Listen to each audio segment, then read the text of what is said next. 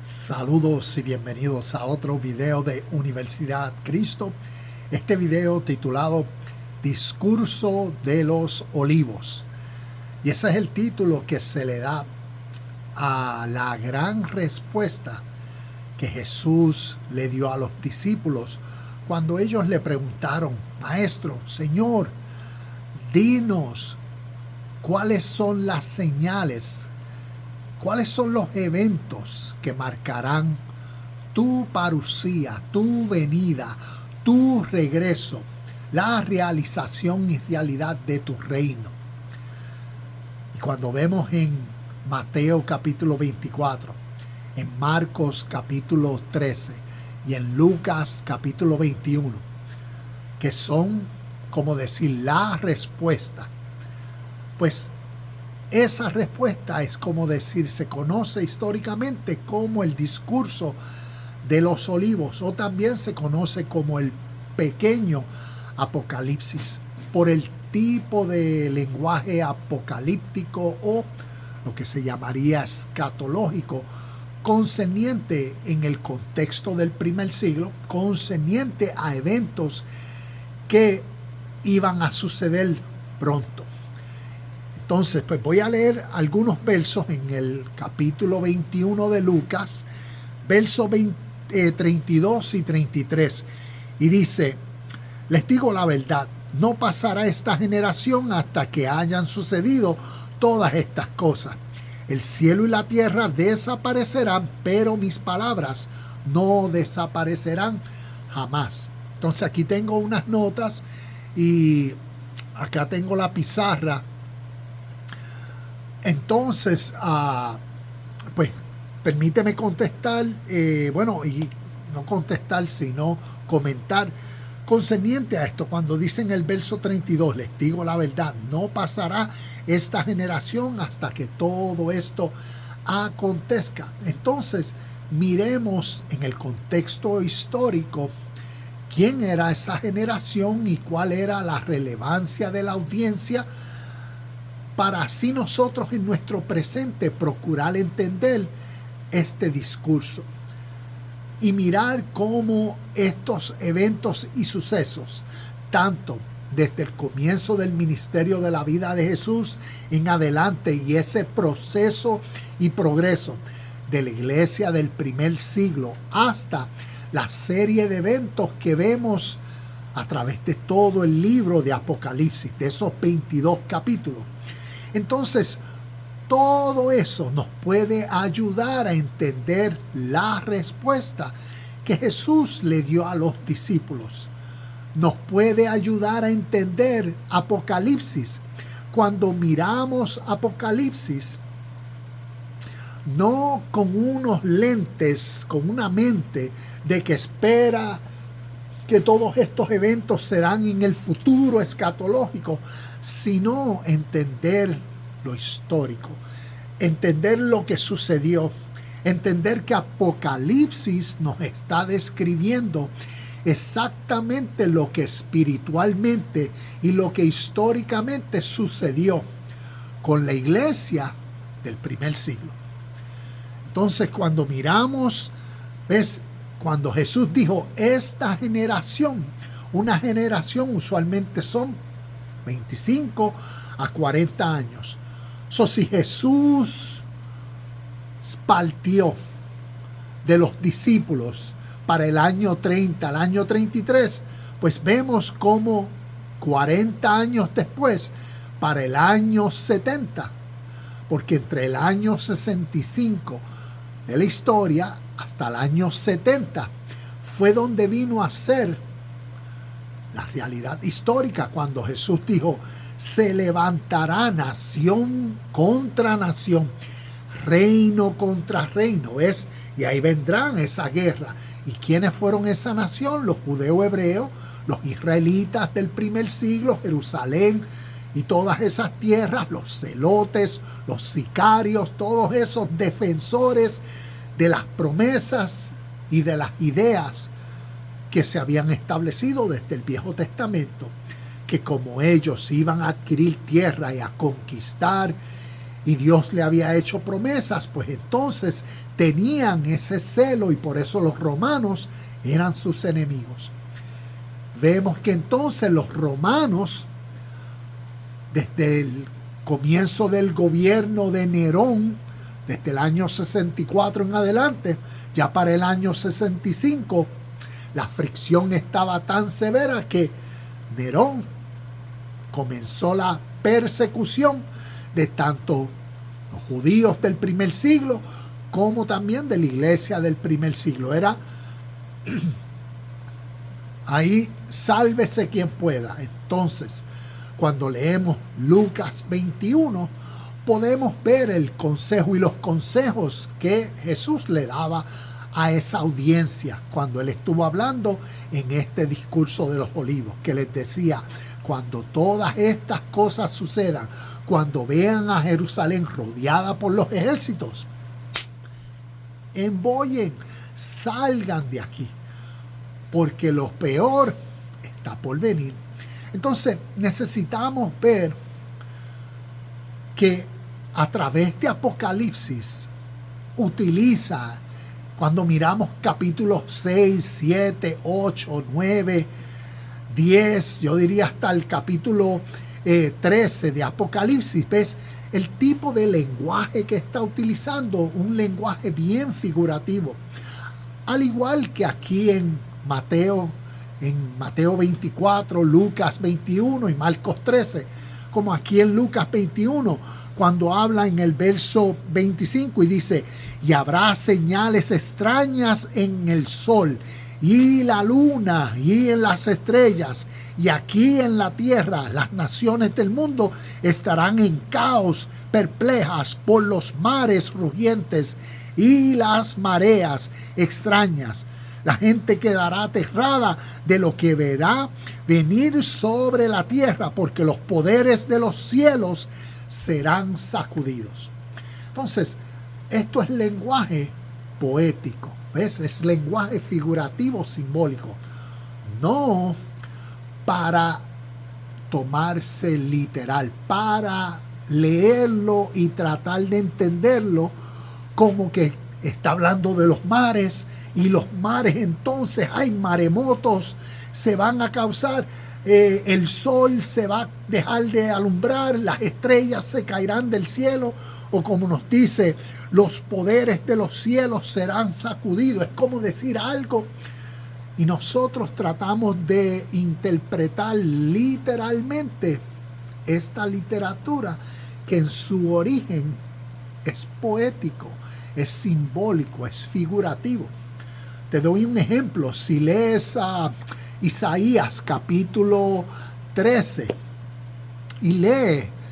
y verás el tipo de lenguaje figurativo y simbólico, poético, que a través de Isaías, para describir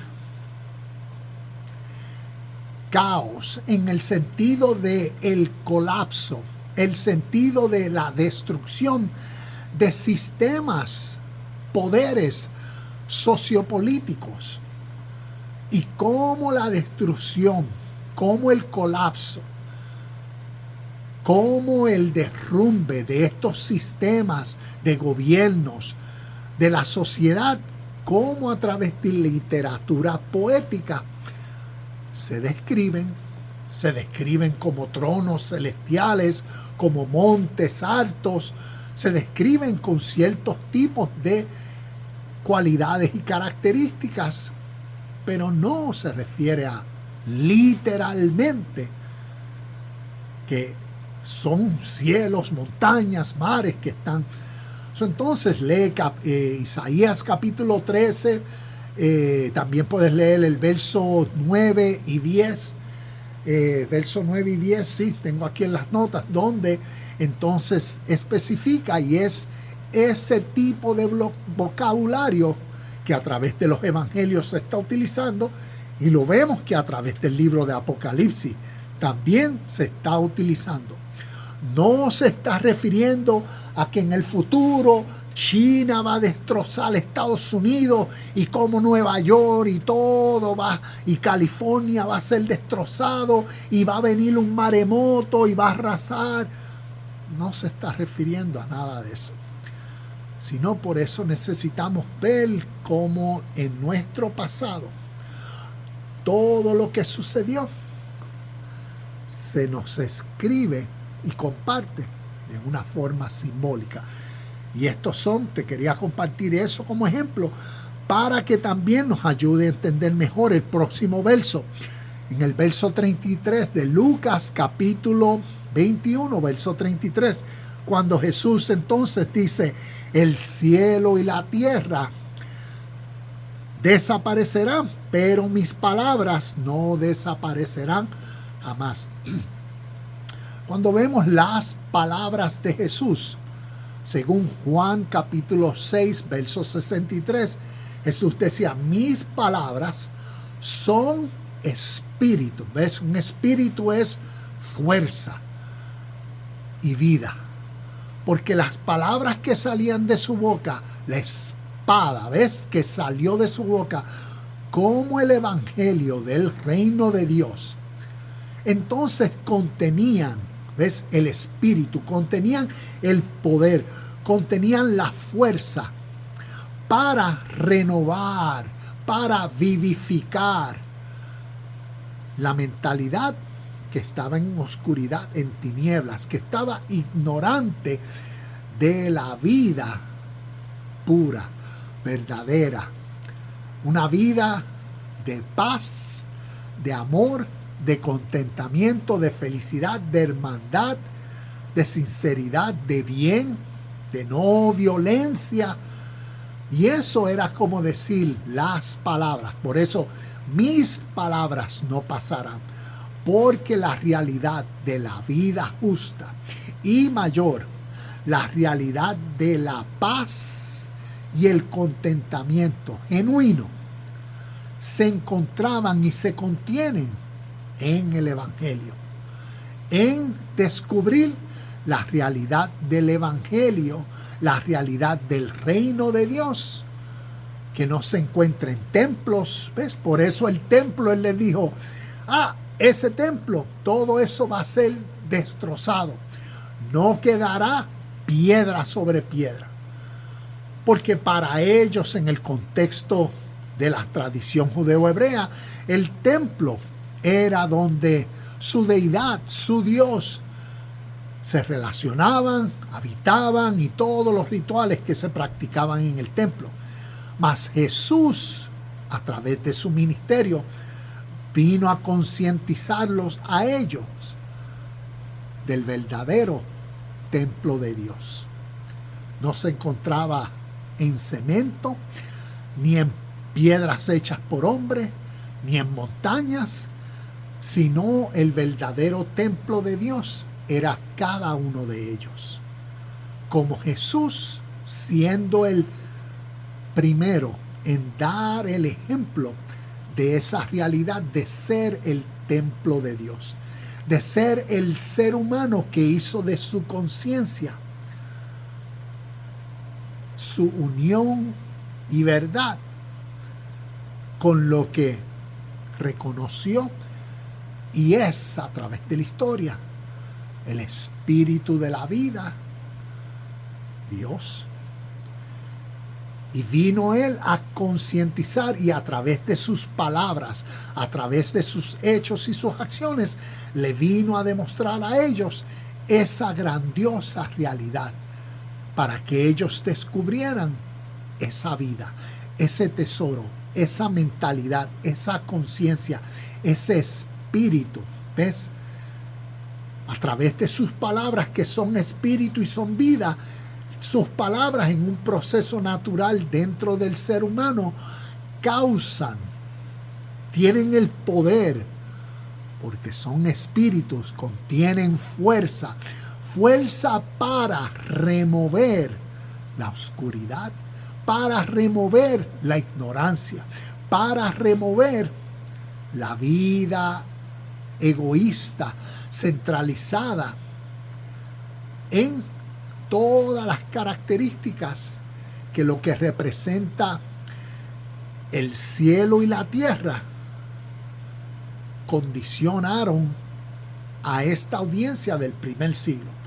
Cuando la Biblia habla del cielo y la tierra, no se está refiriendo al cielo y a la tierra, a todo, sino se está refiriendo nuevamente en lenguaje simbólico, figurativo. Al cielo y la tierra representan, como decir, todo lo que para una sociedad sociopolíticamente representa su seguridad, su estabilidad, ¿ves? Y todo eso es como decir su sistema de educación, su sistema de creencias, todo lo que formaliza su estilo de vida y sus conductas, que según ellos, basado a cómo su gobierno opera o cómo su sistema opera, pues eso les brinda su seguridad.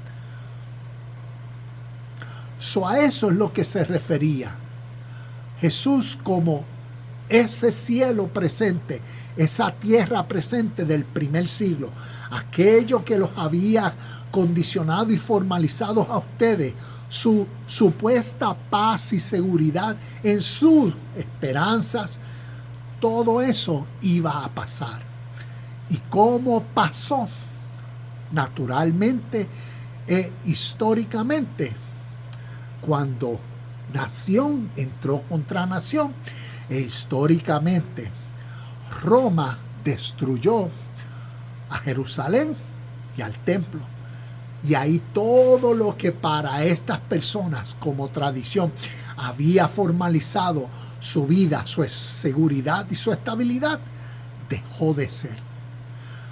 Pero que preservó y siempre ha preservado la eterna verdad que salió de la boca de Jesús como evangelio, como buena noticia del reino de Dios dentro del templo imperecedero, la humanidad, la iglesia, donde entonces las leyes, mandamientos o la ley de vida, la ley de justicia y verdad, de hermandad, de amor, de paz y verdad, siempre son presentes. Y ahí vemos cómo la realidad de estos dos versos, les digo la verdad, no pasará esta generación hasta que hayan sucedido todas estas cosas. El cielo y la tierra desaparecerán, pero mis palabras no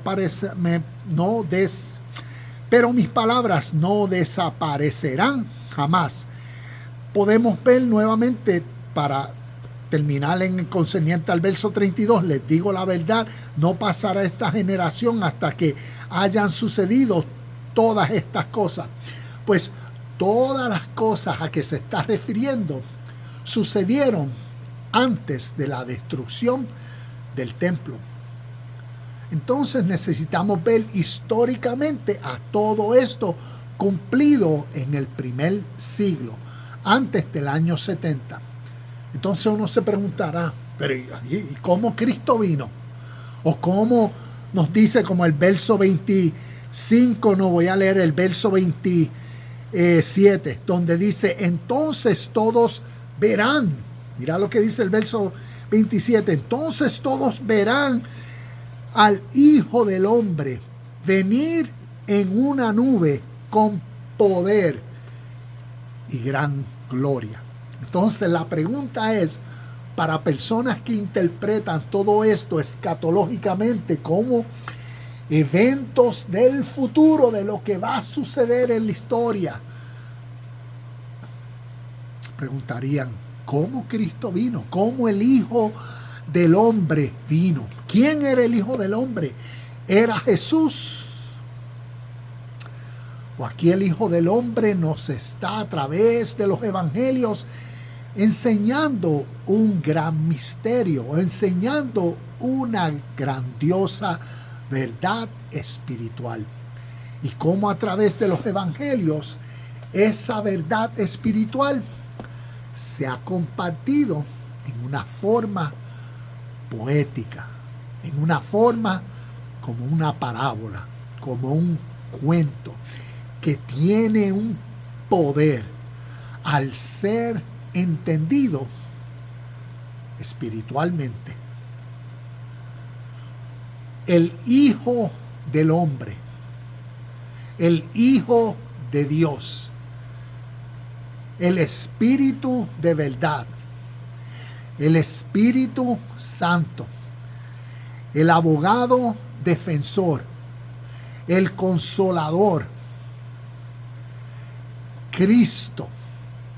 Toda esa lista que di, todos esos títulos, hace referencia a una misma esencia, a un mismo sentir, a un mismo espíritu, a una misma esencia y verdad presente. Y a través de las Escrituras, en estas enseñanzas, aquí en Lucas capítulo 21, verso 27, cuando nos dice, entonces todos verán. Estudia ese verso en profundidad. ¿Ves? Pasa de la letra, entra un poco más, profundiza más en ese texto.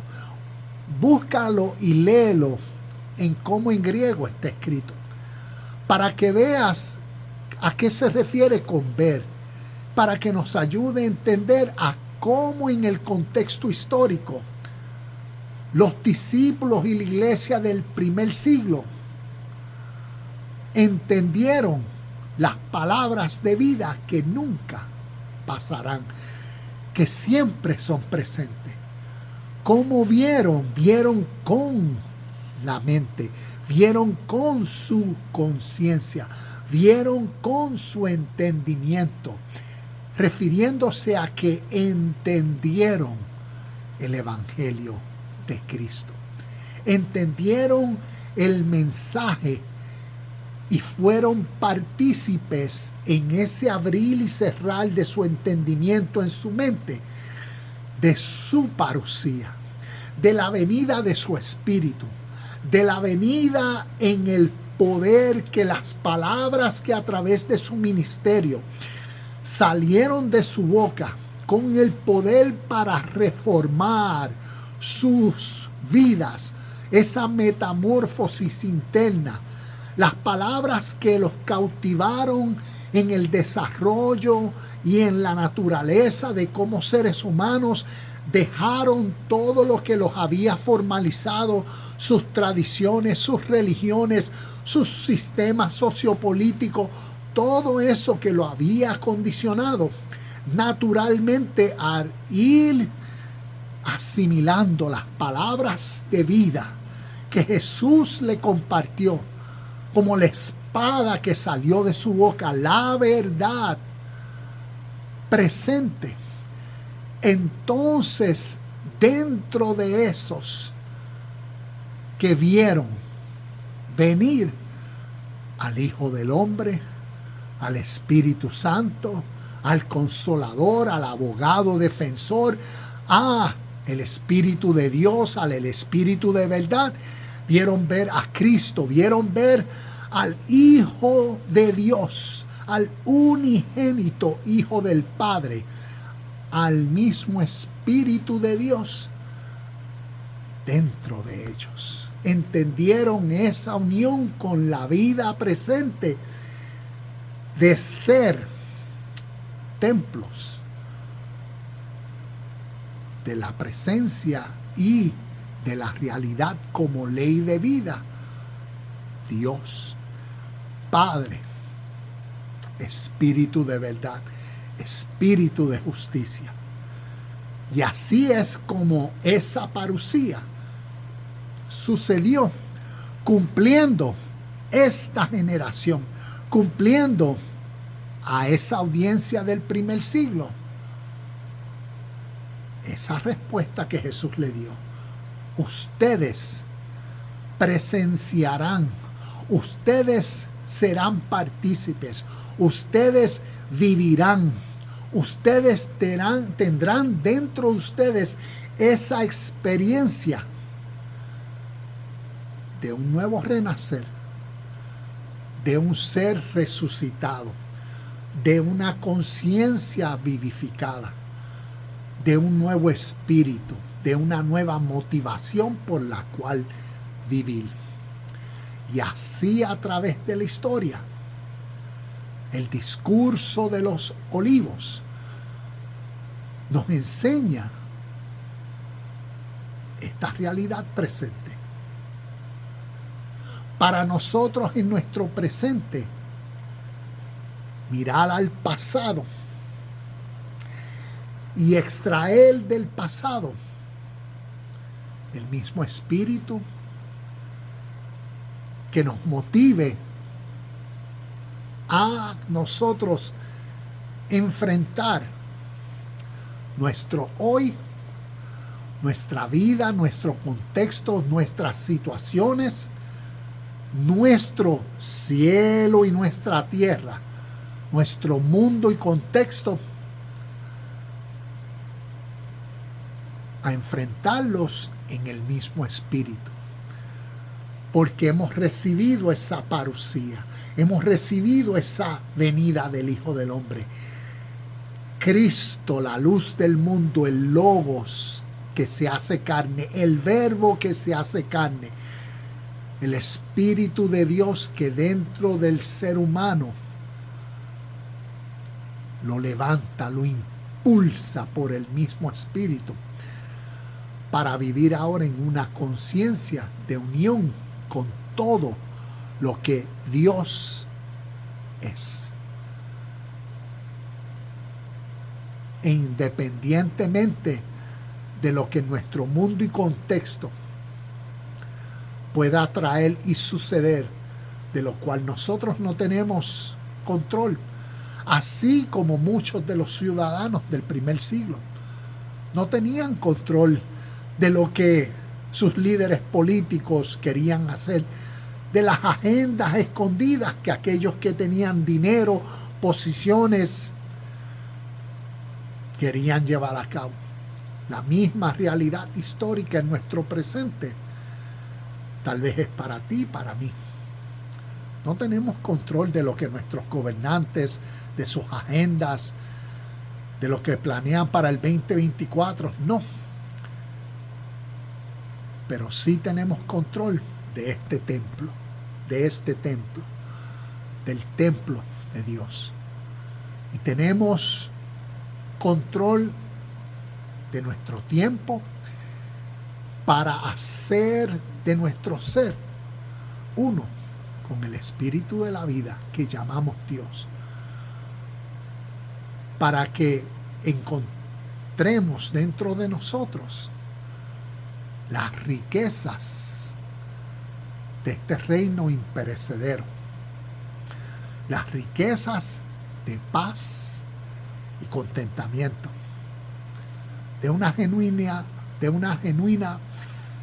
felicidad,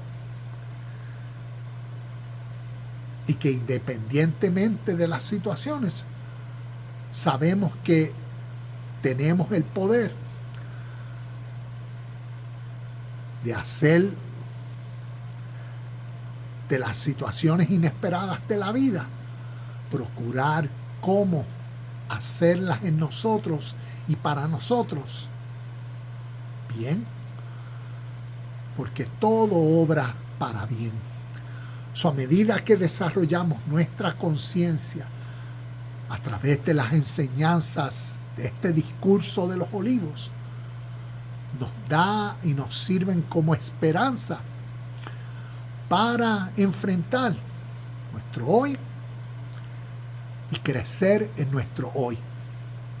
Porque lo único que tenemos es nuestro presente. Y todas estas enseñanzas espirituales es para hacernos crecer sobrenaturalmente siempre en nuestro hoy, en nuestro ahora, en nuestro presente. Y así entonces podemos ser partícipes de todo esto recibido en Cristo, el Espíritu de Dios que opera siempre en los corazones de aquellos y en las conciencias que procuran vivir en la armonía de la paz, de la justicia, del bien, siempre. Así que, namaste, shalom y bendiciones. Y nos vemos en el próximo video de Universidad Cristo.